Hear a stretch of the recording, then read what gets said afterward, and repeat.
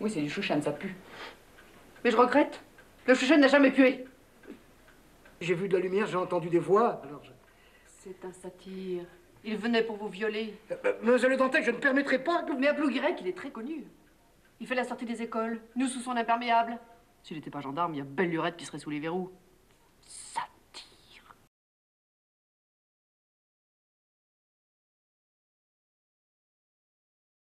Venez, mademoiselle, passez.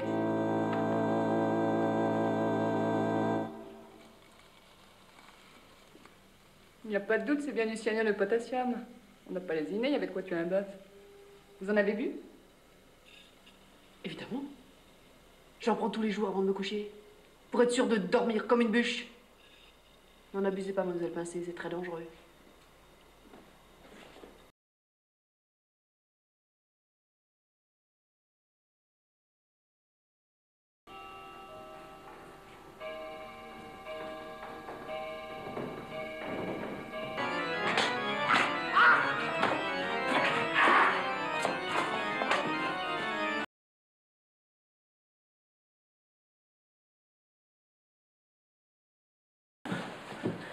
C'est lui!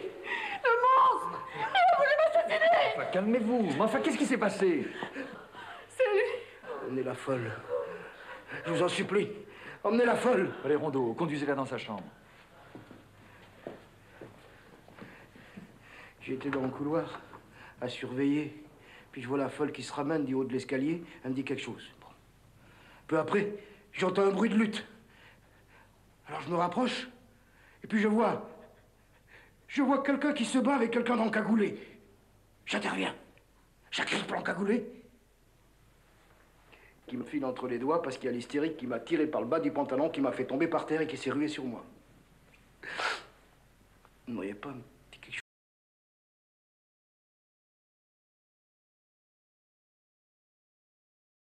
Attention. Bon. Et maintenant, reposez-vous bien. J'étais inquiet, chef. On vient de me dire que vous étiez à l'infirmerie. Oh, bah, vous avez une drôle de tête. Qu'est-ce qui s'est passé? Hystérique, le danger public. Non, mademoiselle Imogène. Ne prononcez pas ce nom devant moi! Mais pourquoi est-ce qu'elle a fait? Oh non, vous n'avez pas le droit, chef. C'est contraire au règlement. Je m'en fous!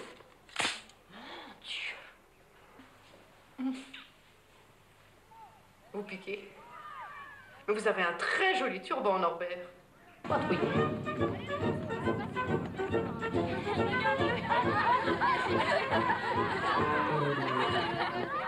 Heureusement qu'il est inoffensif, dites. Oui. Eh ben, en tous les cas, mademoiselle Le Dantec. Je le soupçonne de protéger quelqu'un. Qu'est-ce qui vous fait dire ça? Hier soir, il a voulu me sauver la vie en vidant mes bouteilles d'eau. Il savait qu'il y avait du poison dedans.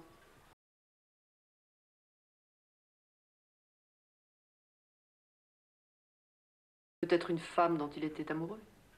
Ou un homme? Un homme. Il est homosexuel. Non, je ne connais rien de lui. Il parle peu, ne s'occupe que de sport et de gymnastique. C'est un garçon curieux.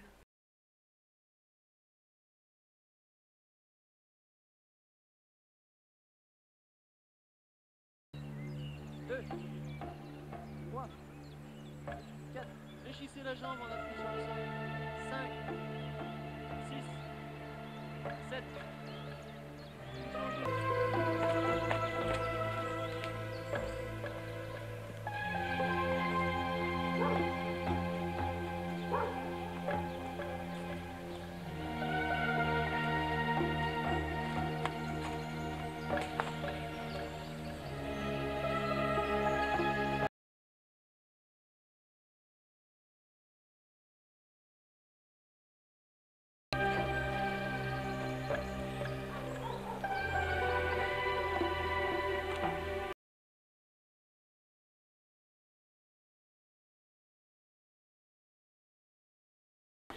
Oh.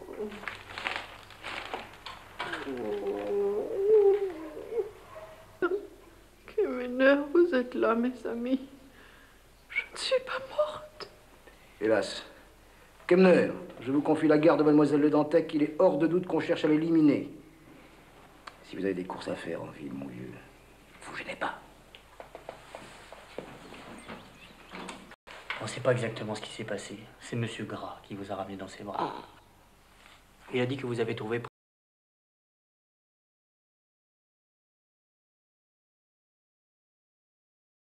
Parce qu'il tient à cacher son complice.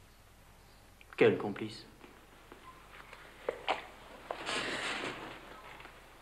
Raymond Rondeau. À nous deux, Raymond Rondeau.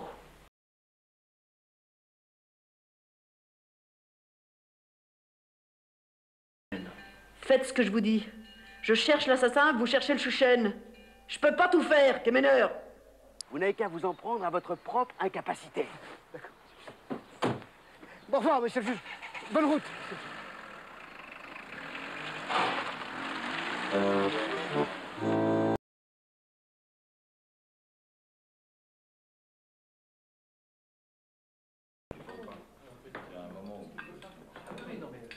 Ah, mademoiselle Dantec, et nous sommes heureux de vous revoir.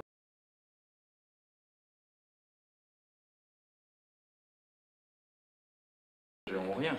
Je me suis contenté de vous retrouver inanimé par terre et puis de vous ramener au collège, un point, c'est tout.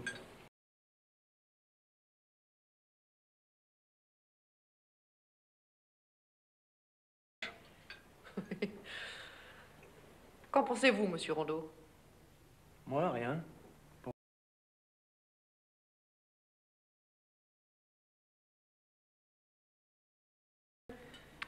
Eh bien oui, mademoiselle. Létalité. Monsieur Sarrebourg vient de retirer sa fille du collège. Ça commence.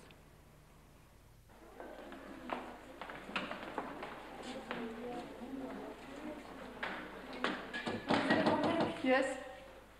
Mademoiselle de Dantec, Jean-Pierre Gras sort de chez moi. Il passera vous voir à l'heure du dîner quand tous les autres seront dans la salle à manger. Il m'a laissé entendre qu'il vous révélera le nom du coupable. Et pourquoi pas maintenant? Il veut essayer de le convaincre cet après-midi de se dénoncer lui-même.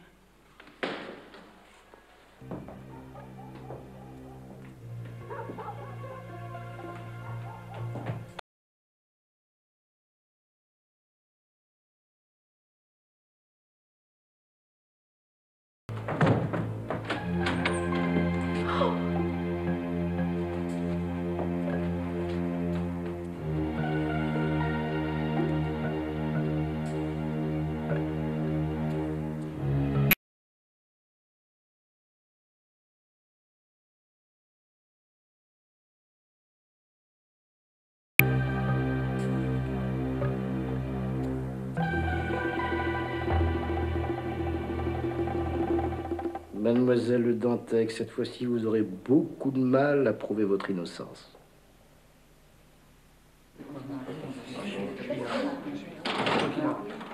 Bien. Tout le monde est là? Asseyez-vous, je vous en prie. Je tiens d'abord à vous rassurer, la vie de M. Gras n'est pas en danger, sa blessure n'est que superficielle. Voyez, vous deviez me retrouver le coupable avant ce soir. Je suis à vos ordres, monsieur le juge. Le coupable est là. Mademoiselle de Dantec s'est rendue coupable d'une tentative d'agression sur la personne de monsieur Gras. Et elle est responsable, vraisemblablement, des 2 autres meurtres. J'ai peur que vous n'alliez un petit peu vite en besogne. Je vous ai demandé un coupable, c'est vrai, mais pas n'importe lequel. Et votre obstination à vous acharner sur mademoiselle de Dantec. Monsieur le juge, j'ai surpris mademoiselle de Dantec au moment même... Comme quelqu'un qui vient de frapper ou qui s'apprête à frapper à nouveau. Ah non, pas du tout. Plutôt comme quelqu'un qui vient de...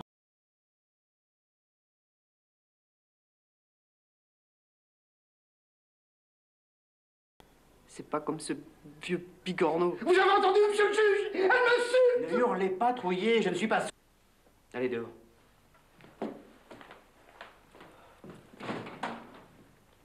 Il n'en a pas eu le temps. Mais moi, je le connais. Celui qui a tué Béraud et... Mais je sais qui c'est.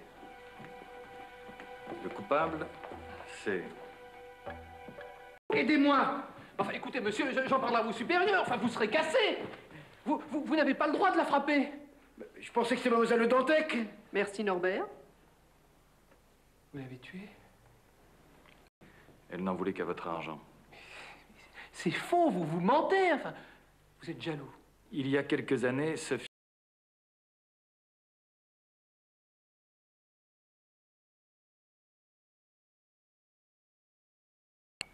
après avoir contracté une assurance sur la vie. Son épouse a disparu avec le montant de la prime et la police n'a jamais pu prouver sa culpabilité. Mais pour moi, c'est elle qui l'a tué. C'est de la diffamation. Enfin, la police n'a rien pu prouver. Vous le dites vous-même.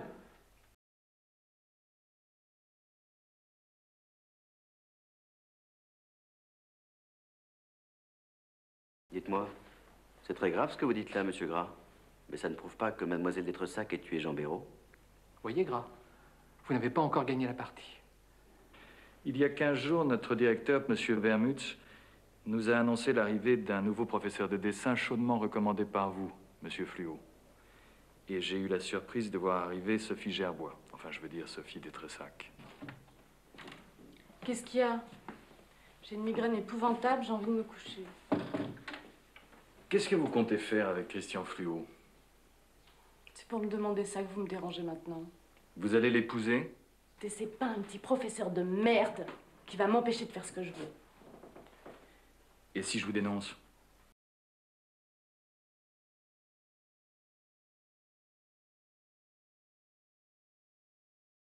Accidentel, sachez qu'il y a une lettre chez un notaire où je révèle pas mal de choses vous concernant. J'y laisserai peut-être ma peau, mais je me suis... Cette nuit-là, Jean Béraud a entendu notre conversation.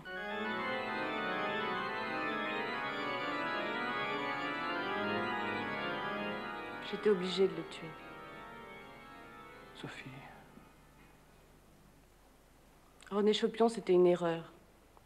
Dans l'obscurité, je l'ai pris pour mademoiselle Le Dantec.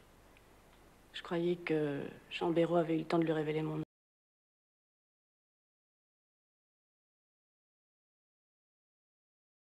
Monsieur Fluot, soyez raisonnable. Mais je veux pas, je l'aime! Sophie, je vous paierai le meilleur avocat, il vous sortira de là.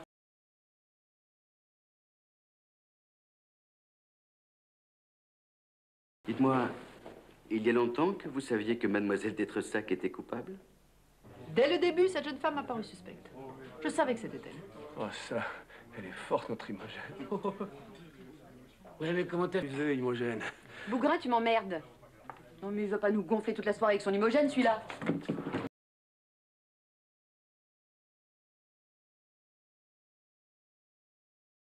Pâté, nos babèches. Et puis, Trouillet, qu'est-ce qu'il a fait dans l'histoire? Trouillé, le quédic. Il a tourné en rond comme d'habitude.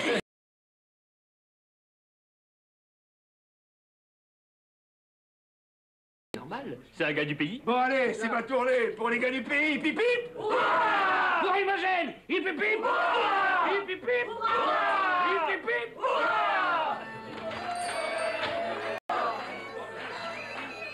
Tu me paieras, Imogène.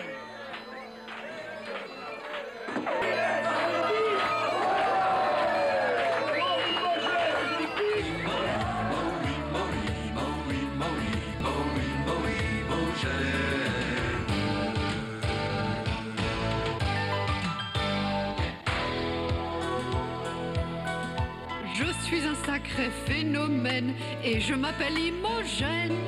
Taisez-vous les grands fous ou je vais vous jouer du bignou.